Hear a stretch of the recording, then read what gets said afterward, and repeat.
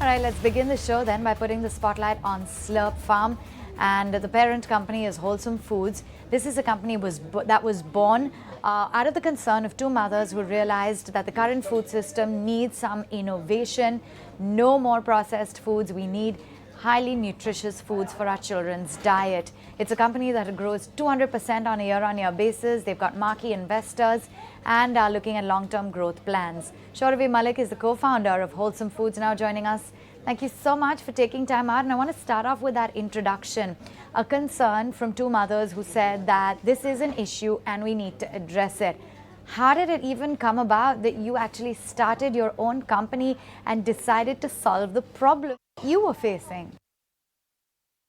So, it exactly started there. Wholesome Foods started because my business partner Meghna and I felt that there were not enough food options on the retail shelf, which were, easy, fun, nutritious, affordable, and healthy for parents like us.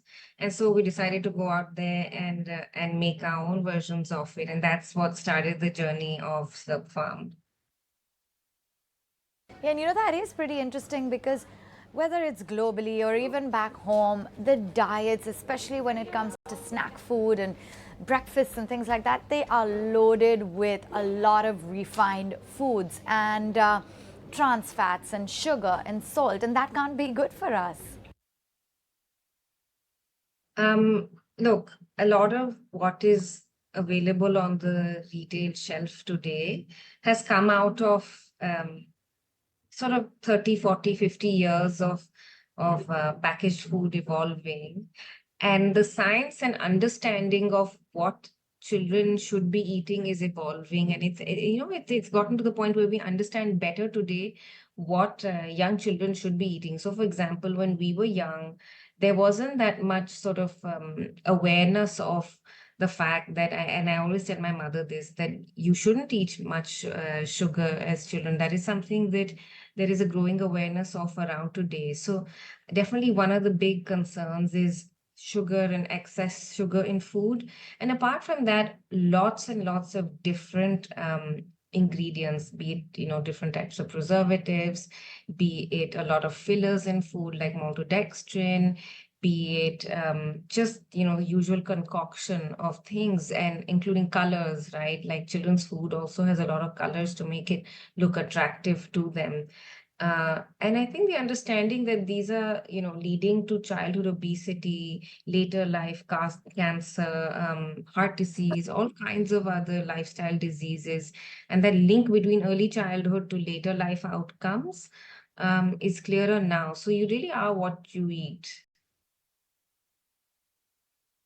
And given that it is Nutrition Week, it is critical because a lot of children are developing health problems. They've got allergies, they've got lifestyle disorders, and it all stems from the food we eat, right? So tell us a little bit more about how dangerous that is and how you're doing things differently. I think that, yeah, I mean, look, as far as possible, right? We should eat food which is things we would also eat at home. I think that's the most important thing. I think the second thing, and this is not something to avoid, but something to incorporate in one's diet, right? Because it's also, as much as you can live in fear of food, there is also the importance of embracing food with joy. So I think that it's really important to eat food which is diverse.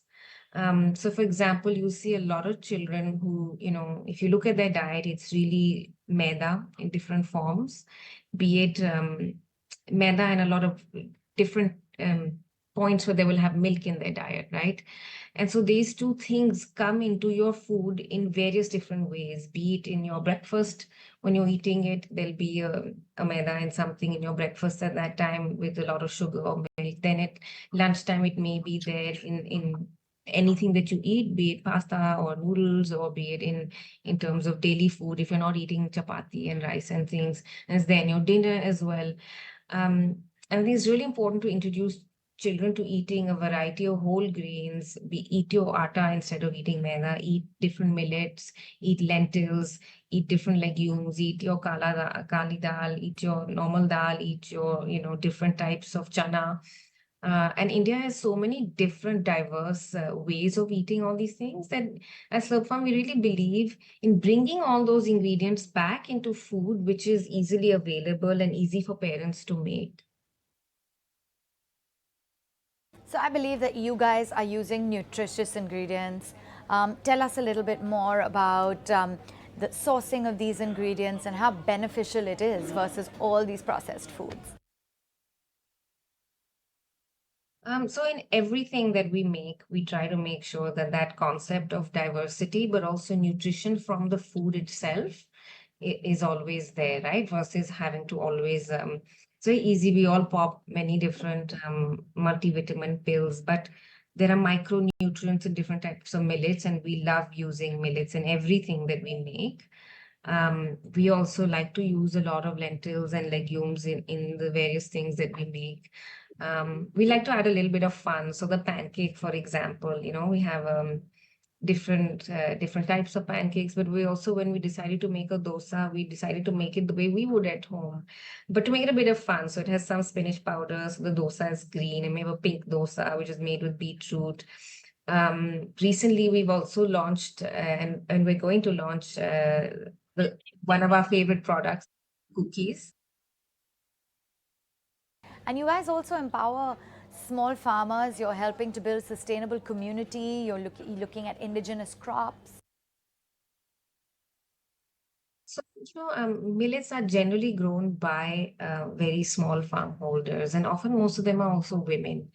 And the farm holding sizes are very small. So when we started almost 8 years ago, people were not eating millets in many different ways. And so we felt it was really important to popularize millets as an ingredient. And therefore, in the journey of doing that, the people that we source all of the grains that go into the different things that Slurp Farm make are largely small farm holders. And over the last 2 years, we have started a sort of a process to engage more closely and directly. And this, I think, is like almost a 10, 20-year vision playing out for us, where we feel, we want to give certainty of demand for what is grown, a fair price, and also to build sort of communities to be stronger at making and growing these ingredients, because they're really important to bring back into the food chain. And so our engagement around this in the last 2 years has been in the early stages of figuring what are the parts of the country, there are two different communities of people that we have chosen to work with, and then to go deeper into that over time, where once we have supply certainty, that is starting to happen, to say every year we commit to buying this much from you. So that also gives greater sort of growing clarity to the farmer community that we are currently engaging with. And so that's the direction that we have chosen to go in. That's amazing. And you guys have also been growing at a very hectic pace, 200% on a year-on-year basis. What is leading to that growth? Where to from here? Yeah, so we have grown almost 2x every single year over the last 5 years. It's been a tremendous journey in terms of doing that. And I think that has happened. We're currently at about a revenue run rate of 100 crores of net revenue this year. And we hope to hit 168 crore reported revenue in the fiscal year ending March 2025. That growth has come from going deeper in the categories that we are presently in for Slurp Farm. And Slurp Farm does, food for children. We also make different snack items. We've also gone into the milk mix category. And we're going to be launching cookies, which was one of the first products we made. And then we had stopped doing it during COVID, and we're bringing it back. And then we've also launched a brand for adults called Millet. And that is to bring millets back at the center of the plates for all people. And so both these brands together are leading to that sort of year-on-year growth, which is a testament to how people are thinking differently about eating healthy in today's day and age as well. And if you could just break it down for us in terms of the contribution, D2C, the other avenues, how much you're making, how much you plan to grow these verticals. So we have never been a D2C only brand. D2C is about 15% of our revenues today. We think it'll probably go down to being 5, maybe 10% over time. I would say all the other online channels, so marketplaces and quick commerce, as well as the offline retail channel, are what are contributing to our overall growth. All right, and you're also looking at penetration into international markets. Tell us more about that. Yeah. So we have always, I guess we get a lot of inbound questions, and this is also if you see the brand language of Slurp Farm, it is born in India, made in India in terms of ingredients. All the animals are there are all these 7 very cute Indian animals, but the brand language has always stood for being very global in its look, because we felt there is a space for us to be that Indian brand, which over time, right? If today you can eat Cadbury's chocolate in India, and this is like a childhood memory, but it's the same chocolate everywhere in the world. Why can't you have an Indian brand that does that? And so, in terms of our international expansion, we have sold in the UAE, in Singapore, in sort of markets which have diaspora, also in the UK a little bit over time. And then we're starting to get a lot of different inbound requests. And so, our international foray is often led by where does the interest come from? So recently we've expanded into a few countries in Africa as well. And we hope to continue to grow that as we grow as a brand. And what's the long-term vision? Do you have more funding lined up?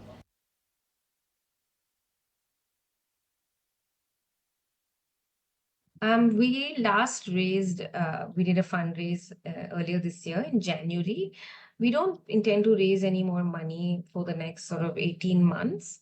We have enough runway. I think right now the plan or the growth plans are really around a lot of innovation in terms of the products that we are making. So we are doing a super yummy instant noodle, which is launching a day after. And it's not got any maida in it. It's not fried. It's also very tasty, and the cookies are coming back. And in terms of other things that is coming this year, we intend to go harder and go stronger with building millet as a brand, and that's really where our growth plans are for the year. But no fundraising in the coming near future.